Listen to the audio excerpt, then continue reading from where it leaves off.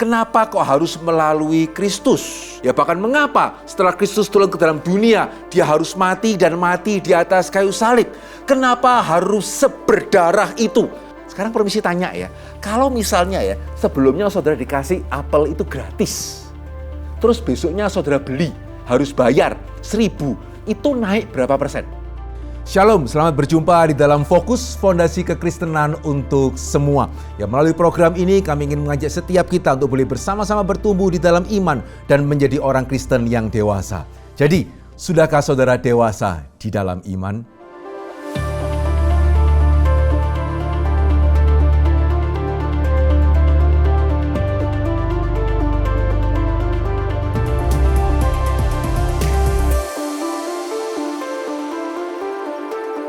Saudara, kita kembali kepada fokus dan hari ini kita sampai kepada fokus yang ke-7. Di mana kita akan membicarakan mengenai keselamatan.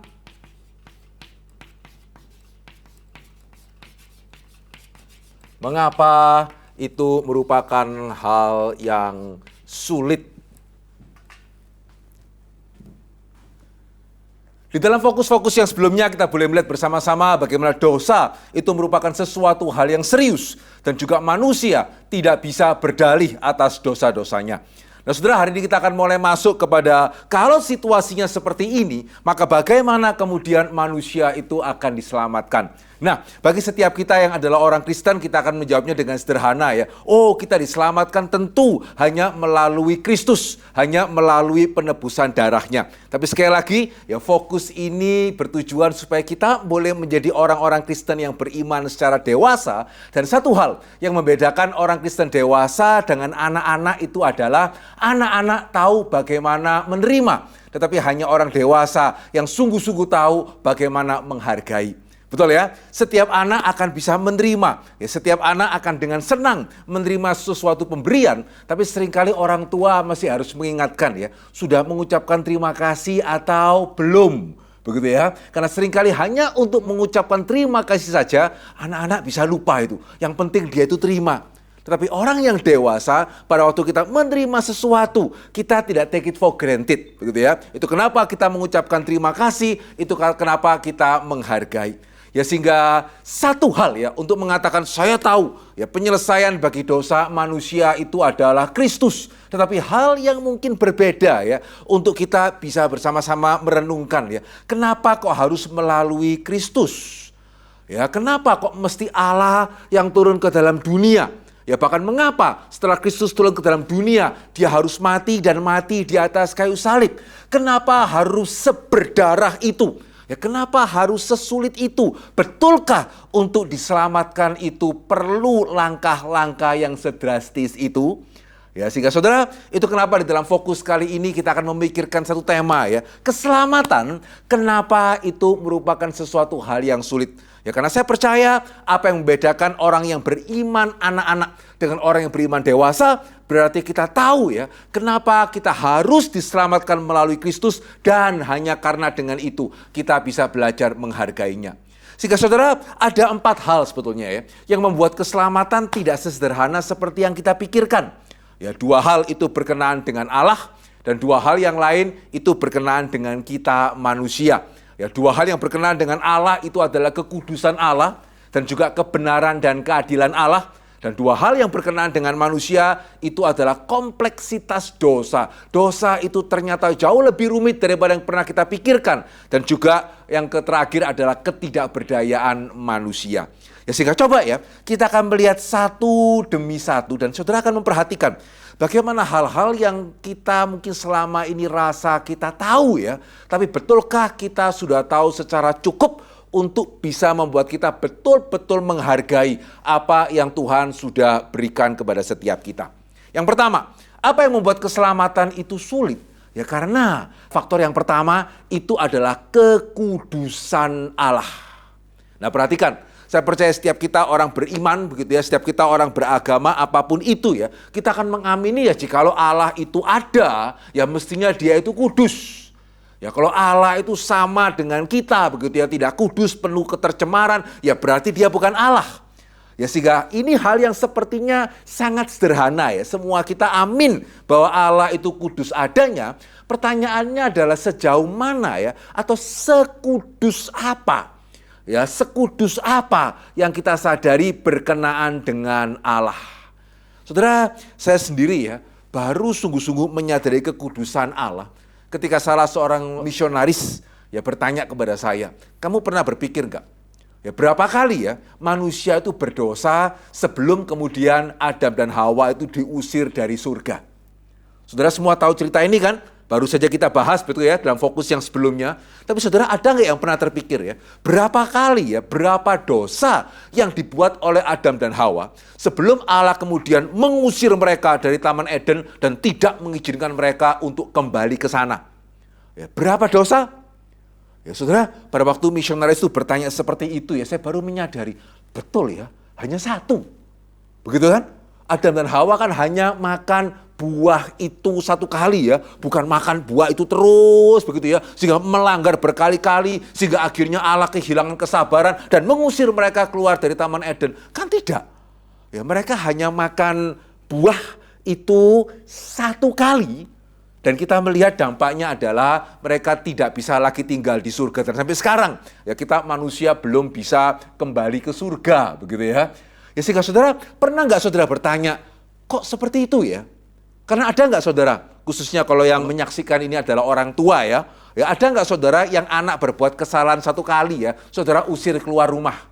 Atau kalau yang melihat ini adalah anak-anak, pernah nggak ya, atau saudara pernah mengalami nggak ya, berbuat kesalahan satu kali dan oleh orang tua diusir ke rumah, keluar rumah dan tidak boleh kembali untuk seterusnya? Ya kok rasanya ya nggak ada ya? Begitu ya, kita sebagai orang tua, kita mempunyai anak kita pastinya itu bukan malaikat, ya sehingga mereka berkali-kali melanggar, tidak taat, nakal, dan seterusnya. Kan ya sampai sekarang mereka masih tinggal di tempat kita, kecuali mereka sudah menikah. Ya demikian pula ya, kita juga berkali-kali melanggar, kok ya masih boleh pulang rumah ya. Ya masih disekolahkan, begitu ya, masih disediakan makan. Ya sehingga saudara, kenapa ya? Adam dan Hawa itu berdosa hanya satu kali loh.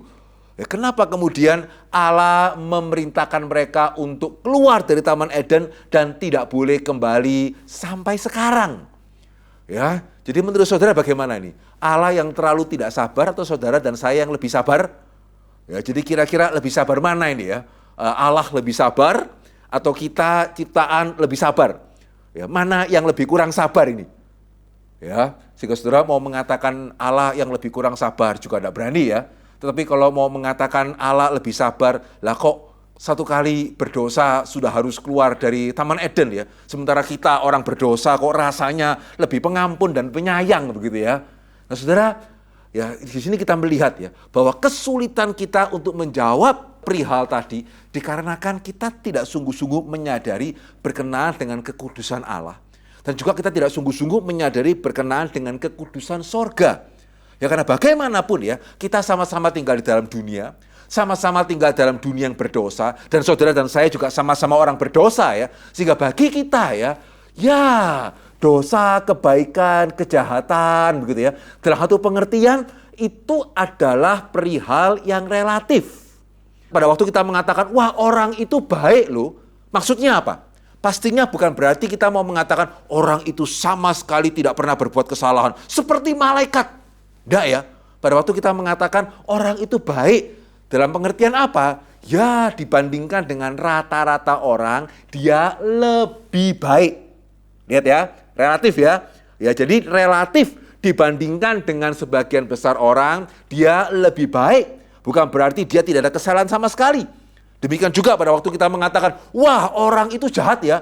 Maksudnya apa? Jelas bukan maksudnya orang yang bersangkutan itu sama sekali tidak bisa melakukan hal yang baik. Ya karena seperti yang kita bahas di dalam fokus yang sebelumnya begitu ya. Ya mafia pun gitu ya, orang-orang yang jahat sama anaknya bisa sayang itu. Sama orang tuanya bisa hormat. Ya sehingga pada waktu kita mengatakan, dia itu jahat loh. Maksudnya adalah dia lebih jahat daripada rata-rata orang. Perhatikan ya, jadi pada waktu kita manusia berdosa, di dalam dunia berdosa, berbicara mengenai baik dan jahat, berbicara mengenai dosa dan pelanggaran, itu sifatnya adalah kurang lebih. Tetapi beda ya, pada waktu Tuhan berbicara mengenai dosa. Ya, pada waktu kita menempatkan konteks Adam dan Hawa ini di surga, kita melihat bagaimana keberadaan satu dosa di surga itu bukan berkenaan dengan kurang lebih. Ya, keberadaan satu dosa di surga itu berkenaan dengan suatu pembalikan yang total. Ya, contoh sederhananya ya, kalau hari ini saudara beli ya katakanlah buah apel, harganya 1.000. Besok saudara mau beli buah apel yang sama, waduh harganya sudah 2.000 ini. Ya, inflasinya luar biasa nih misalnya ya. Maka ketika saudara hari kedua beli apel itu dengan harga 2.000, pertanyaan saya, apel itu harganya sudah naik berapa persen? 100% ya, begitu ya. Kemudian besok lusa ya, saudara mau beli apel lagi, waduh dari 2.000 naik menjadi 3.000. Berarti sudah naik lagi nih 50%. Ya, hari berikutnya atau minggu berikutnya, saudara mau beli apel lagi, naik lagi. Ya, dari 3.000 menjadi 4.000 ini. Waduh, naik lagi ya, 33, sekian persen. Ya, berikutnya naik lagi, 4.000 jadi 5.000. Waduh, naik lagi 25% ya. Lalu terakhir 5.000 jadi 6.000. Waduh, naik lagi 20%. Betul kan? Jadi dari 5 ke 6, 20%. Ya, 4 ke 5, 25, 3 ke 4, 30 sekian persen, 2 ke 3, 50, 1 ke 2 itu 100%. Sekarang permisi tanya ya, kalau misalnya ya, sebelumnya saudara dikasih apel itu gratis, terus besoknya saudara beli, harus bayar 1.000, itu naik berapa persen? Ada yang langsung tahu jawabannya? Ya, 5 ke 6, 20, 4 ke 5, 25, 3 ke 4, 33, 2 ke 3, 50, 1 ke 2, 100. Ya, dari gratis menjadi membayar 1.000, itu naik berapa persen? Sudah keluar jawabannya? Mau pakai kalkulator? Saudara akan menemukan kalau saudara masukkan di kalkulator ya, itu jawabannya adalah positive infinity itu ya. Itu namanya adalah yang tidak bisa dipersentasekan. Itu suatu pembalikan. Nangkep ya? Sadar ya? Jadi saudara, ini yang membedakan. Begitu ya? Ini yang membuat kenapa ya Adam dan Hawa berbuat satu dosa dan mereka tidak bisa lagi tinggal di surga. Ya karena untuk manusia itu bisa ke surga ya, manusia harus berbuat kurang dari satu dosa. Ya karena jika di surga ada satu dosa saja begitu ya. Lalu dosa dengan dunia itu bedanya apa? Ya, cuman berarti bedanya seperti misalnya ya, oh ada negara tertentu yang indeks korupsinya lebih rendah, begitu ya. Ada negara lain yang indeks korupsinya lebih tinggi. Tapi ya sama-sama itu dunia. Ya sehingga untuk manusia bisa tetap di surga ya tidak boleh ada dosa sama sekali. Nah ini ya, saudara mulai menyadari ya, kenapa keselamatan itu bukan hal yang simple, ya karena ya kita percaya seperti yang sudah kita bahas di dalam kelas fokus, beberapa kelas fokus sebelumnya ya. Setelah manusia jatuh ke dalam dosa, bukan berarti manusia berhenti menjadi gambar dan rupa Allah. Ya, secara struktural manusia itu masih adalah gambar dan rupa Allah. Itu kenapa kita masih bisa berkreasi, masih bisa membentuk keluarga, masih bisa sayang anak, begitu ya. Masih bisa kerja dengan baik. Tapi masih ingat ya, manusia setelah jatuh ke dalam dosa ya, maka gambar dan rupa Allah secara fungsionalnya itu sudah cemar. Ya sehingga dengan kata lain ya, manusia itu bisa masih mungkin ya khususnya dengan pemeliharaan Tuhan, ya manusia itu masih mungkin untuk cukup baik. Ya, kita masih bisa cukup baik. Masalahnya adalah siapa ya yang bisa sepenuhnya baik? Ya, siapa ya yang bisa seutuhnya itu baik? Ya, Alkitab mengatakan bahwa Yesus ketika turun ke dalam dunia ya, menjadi sama dengan manusia kecuali satu. Apa itu bedanya? Ya, satu perbedaan adalah Yesus tidak pernah berdosa sama sekali. Tetapi kecuali Yesus, selain Yesus, saudara pernah menemukan orang yang beneran saudara yakin tidak ada dosanya? Ya, atau saudara pernah mendengar atau pernah membaca orang yang dikatakan sama sekali tidak pernah berbuat even satu dosa pun? Tidak ada ya. Betul ya? Ya sehingga saudara pada waktu orang Kristen mengatakan ya keselamatan di dalam Kristus, banyak orang mengatakan wah orang Kristen ini sombong ini. Ya, percaya keselamatan hanya ada pada iman Kristen. Emangnya orang Kristen itu lebih suci? Saudara, tidak loh. Ya, tidak. Ya, justru kenapa ya di dalam iman Kristen kita percaya keselamatan di dalam Kristus bukan karena kita merasa kita ini orang-orang paling baik ya. Justru sebaliknya. Justru karena kita itu sadar kita mungkin lumayan baik. Gitu ya. Mungkin, itu pun masih mungkin begitu ya. Tetapi masalahnya adalah sekedar lumayan itu tidak cukup. Ya karena kalau memang sekedar lumayan itu bisa ke surga, ya ada apa Adam dan Hawa mesti diusir dari surga. Amin ya. Begitu ya, sehingga kalau Adam dan Hawa satu dosa, itu sudah harus keluar dari surga. Terus bagaimana caranya? Ya siapa di antara saudara yang yakin saudara berbuat kurang dari satu dosa? Saya sih enggak sih. Saya sih yakin enggak. Begitu ya. Itu kenapa? Saya yakin saya tidak mungkin bisa menyelamatkan diri saya sendiri. Ya padahal ini baru hal yang pertama loh ya. Ya ini baru hal yang pertama ya. Kenapa keselamatan kok nggak sederhana? Ya karena kita mesti berhadapan dengan Allah yang kudus ini. Dan kudus itu berarti satu dosa pun tidak bisa. Seperti lagu sekolah minggu ya. Dosa tak boleh masuk. Ya dosa tak boleh masuk. Ya surga tempat yang tinggi. Ada Bapa yang suci ya. Dosa tak boleh masuk. Ini yang pertama ini. Dan yang kedua, apa yang membuat keselamatan itu lebih sulit lagi? Ya karena saya percaya kita juga amin ya. Allah selain maha kudus, dia juga maha benar dan maha adil. Amin ya. Ya pastinya ya. Ya kalau Allah itu ada ya kita percaya ya dia pastinya benar sih. Dia pastinya adil. Begitu ya. Dia pastinya tidak mungkin disogok ya. Dia mestinya tidak mungkin untuk disuap dan seterusnya. Ya sehingga saudara, saya percaya kita semua percaya ya bahwa Allah itu benar dan adil. Pertanyaannya sebenar apa? Seadil apa? Ya, kenapa pertanyaan ini penting ya? Karena bahkan ya, saya pernah mendengar atau setidaknya salah seorang rekan saya pernah mendengar seorang pemuda datang kepada dia dan menanyakan pertanyaan seperti ini. Allah itu katanya baik. Baik kok bikin neraka. Ya. Ya, Allah yang membuat neraka, kira-kira menurut saudara Allah yang mengasihi atau tidak? Ya, Allah kalau kasih ya, masa dia bikin neraka? Ya, mestinya kan jangan dong. Ya, bikin surga aja kan. Begitu ya. Sehingga anak ini berani nanya ya sama pendeta ya, begitu ya. Katanya Allah itu kasih. Kenapa kok Allah itu membuat neraka? Nah, saudara, hamba Tuhan ini cukup bijaksana ya. Sehingga dia tanya balik kepada anak ini. Oh, jadi menurutmu bagaimana? Kalau baik berarti tidak boleh di neraka. Ya tidak boleh. Kan di neraka itu kasihan. Orang dihukum. Itu kan jahat menghukum orang. Begitu ya. Terus ini hamba Tuhan nanya lagi. Oh berarti kalau salah mesti dibiarkan itu. Ya berarti kalau salah gitu ya, mau melakukan pelanggaran apapun tidak boleh dihukum sama sekali. Itu namanya baik. Ya berarti di dunia juga tidak boleh ada penghukuman. Tidak boleh ada penjara. Ya, berarti kalau memenjarakan orang itu namanya jahat. Itu namanya tidak baik. Wah pemuda ini mulai mikir ya. Begitu ya. Ya sehingga saudara ini kita perlu sadari. Yang sering kali bahkan orang Kristen tidak sadari.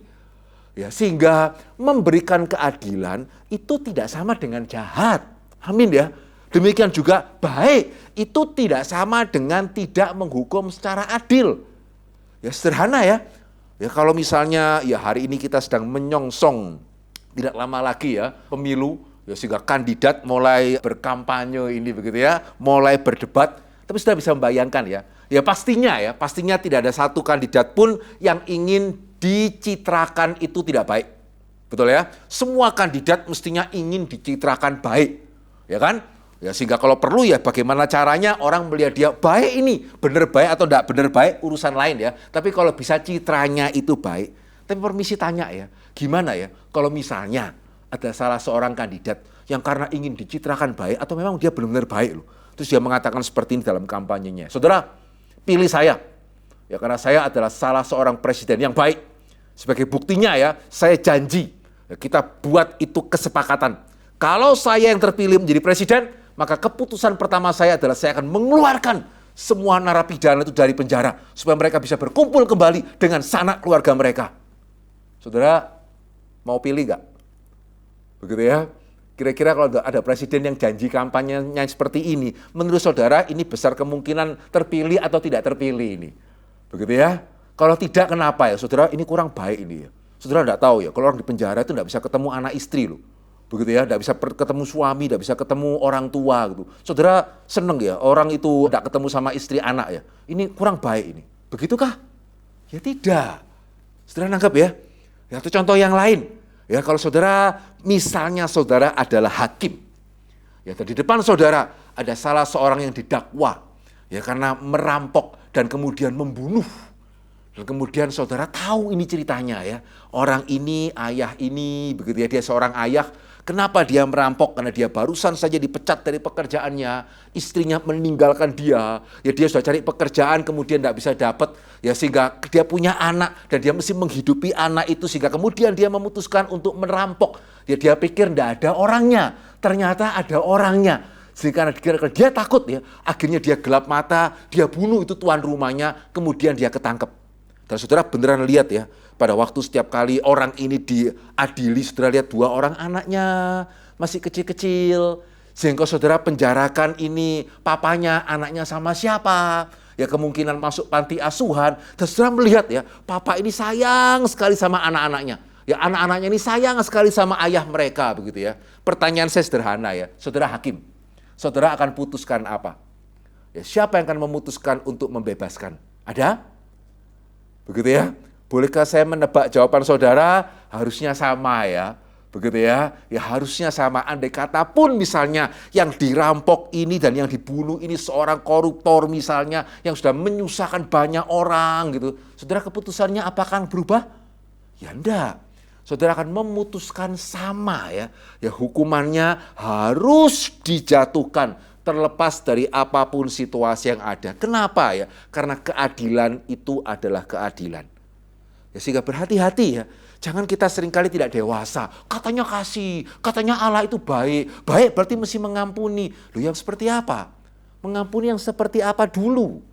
Begitu ya, sehingga pada waktu Allah menjatuhkan hukuman kita mesti menyadari itu bukan jahat. Itu bukan sewenang-wenang. Ya, keadilan itu berarti memberikan hukuman yang proporsional. Ya, tidak boleh lebih berat, tapi juga tidak boleh lebih ringan. Itu namanya proporsional. Dan saudara, kita sudah melihat bersama-sama di dalam fokus sebelumnya ya, kenapa dosa begitu serius. Ya, karena dosa berkenaan dengan pemberontakan kepada Allah yang kekal. Maka saudara, adilkah atau tidak adilkah atau tidak proporsionalkah kalau hukumannya itu juga bersifat kekal. Begitu ya. Ini yang kedua ya, kita melihat kenapa ya keselamatan tidak gampang ya. Satu sisi Allah itu kudus. Di sisi yang lain Allah itu adil. Ya bagaimana ya Allah yang adil bisa mengampuni orang yang jelas-jelas salah dan tidak menjadi tidak adil. Ya kita seringkali kan enak ya, pokoknya Allah mengampuni. Ya, terus dia nggak adil dong. Ya, hakim yang mengampuni koruptor yang jelas-jelas korupsi itu hakim yang baik. Hakim yang baik dari mana? Betul ya? Ini membuat situasi lebih sulit ini. Ya karena nggak bisa Allah sekedar sakno ya, kasihan. Ya sudah diampuni. Ya nanti dulu. Ya kembali ya. Bisa nggak hakim mengatakan saya sakno loh. Itu kenapa dia korupsi saya ampuni. Ya nanti dulu. Ya ini nggak cuma sekedar masalah kasih ini. Ini kebenaran dan keadilannya itu seperti apa. Ini hal yang kedua yang membuat ya semakin dipikir keselamatan semakin tidak gampang ya. Apalagi tambah yang ketiga ya. Ya yang ketiga adalah apa? Ya, dosa itu rumit. Dosa itu tidak sederhana. Dosa itu kompleks. Ya, seringkali kita berpikir sederhana ya. Kan yang penting saya itu berbuat baik. Jadi kalau saya berdosanya sekian, saya berbuatnya baiknya sekian, ya sudah dong. Begitu ya. Ya kalau saya berbuat dosanya itu sekian, ya saya tinggal menambah perbuatan baik jadi sekian, kan imbang. Ya sehingga pada waktu nanti di akhirat begitu ya ditimbang. Yang penting pokoknya kan ya timbangannya jangan sampai berat sebelah. Yang jahat lebih berat daripada yang baik begitu ya. Yang sehingga itu kenapa ya kita mesti ya berbuat baik lah. Ya kalau kita mau diselamatkan. Nah, saudara, amin ya, jelas ya. Kita tidak mengatakan perbuatan baik itu tidak perlu. Tapi pertanyaannya cukupkah? Ya karena saudara, dosa itu tidak sesederhana itu ya. Saya buat satu dosa, ya saya berbuat satu kebaikan, 1 kurang 1 sama dengan 0. Loh tidak loh. Ya, bahkan ya saudara bisa berbuat 100.000 banyak kebaikan ya. Saudara berbuat 1 kesalahan, itu bisa menghapus semua kebaikan. Amin atau apa ya gitu Pak? Gitu ya. Apa betul ya? Ya kita berbuat banyak kebaikan, terus kita berbuat satu kesalahan ini bisa loh, ya menghapus semua kebaikan. Nggak percaya? Begitu ya. Kalau misalnya ya, saya seorang dokter bedah, dan saya dokter bedah yang baik ini, sehingga banyak orang ya yang sudah sakitnya kronis, tapi karena saya berhasil bedah, saya berhasil ambil itu tumornya ya, akhirnya mereka tidak jadi mati. Ya, sampai satu kali ya, kemudian sebelum saya mengoperasi, saya bertengkar dengan istri ini, bertengkar hebat nih. Dia minta cerai nih ya, sehingga saya kurang konsentrasi nih. Ya, sehingga sambil saya mengoperasi gitu ya, saya miss. Ya 1 detik begitu ya, saya terpikir, saya kepikiran gitu ya, salah. Ya, malpraktek ini, salah potong ini, meninggal. Menurut saudara ya, kembali ya, kalau saudara hakimnya, dan saya dituntut oleh keluarga yang tadi pasiennya itu yang saya operasi meninggal, saudara bisa nggak ya di depan saudara saya mengatakan, ya mohon maaf lah Pak, ya anggap saja kurang 1. Ya selama ini saya kan sudah operasi sekian puluh orang itu, dari mati jadi gak mati loh Pak. Sekarang cuma 1 gitu ya, ya mestinya kan masih plus. Kira-kira kalau saudara hakimnya, saudara akan menyetujui cara hitung-hitungan saya enggak? Begitu ya? Ya enggak lah ya. Ya sehingga di sini saudara melihat ya, sekian banyak loh saya sudah mengoperasi dengan baik, terus 1 kali saya malpraktek. Itu pun enggak sengaja gitu ya. Tapi ya sama kan, ya 1 nyawa sudah melayang. Nggak bisa kemudian ya tinggal dikurangi lah, saya kan surplusnya sudah banyak begitu, sudah sekian puluh ya kurangi sekali, at least kasih saya kesempatan kedua gitu ya. Ya nggak bisa loh, keadilan itu mesti tetap dijalankan.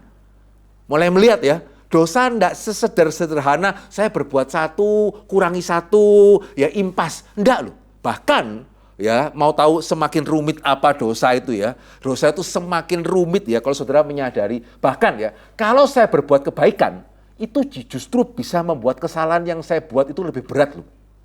Begitu ya. Jadi bukan cuma sekedar, gak cuma 1 kurang 1 sama dengan 0 ya. Tapi kalau saya berbuat kebaikan, itu bisa membuat kesalahan yang saya buat, itu justru bobotnya lebih berat. Apalagi itu Pak. Loh bener kan? Kalau saya ngajari anak itu gak boleh bohong. Bagus gak? Baik gak?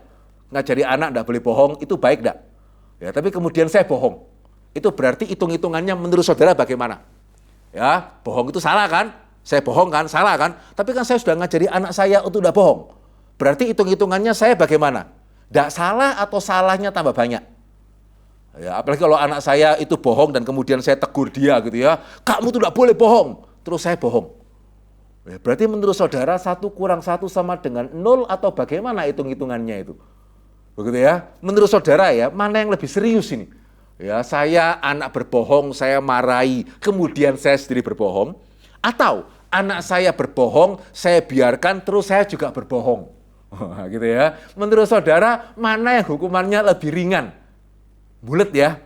Ya, saudara mau mengatakan yang kedua itu lebih ringan gitu ya. Anak berbohong, biarkan supaya saya kalau berbohong kan at least sama-sama gitu ya. Ya enggak juga.